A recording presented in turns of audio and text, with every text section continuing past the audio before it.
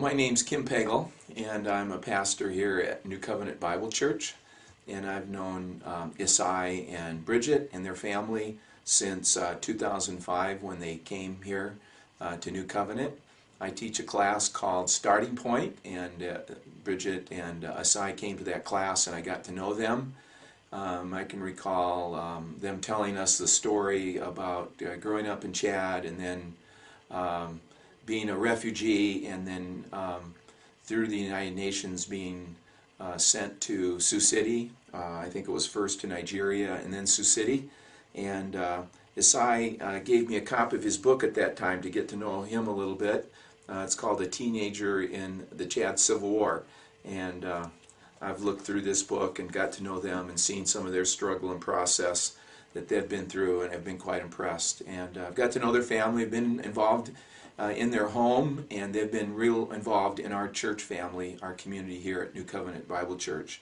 And they use their home. They've had they themselves have been refugees and immigrants. They understand what that's like, and they've used their home in the past to have people stay and live with them, and have been a blessing to many. But they actually make it. But they're committed to not just thriving and doing well themselves, but helping others who are immigrants and refugees like themselves. And they have established a ministry called Journey of Forgiveness and Peace, where they speak locally. They've been, Esaie has spoken at the University of Northern Iowa in Cedar Falls, Mount Mercy, Coe College, University of Iowa, talking about helping educate people what it's like living in a country that's not your own, and how we here in the United States and in Iowa can reach out and make a difference in people's lives and help us appreciate the struggles and things to overcome. And then working with the refugee and immigrant families themselves to accommodate and what it's like, how to navigate a foreign culture, and how to make this place that's so different than their African culture, make that a home, and live here successfully.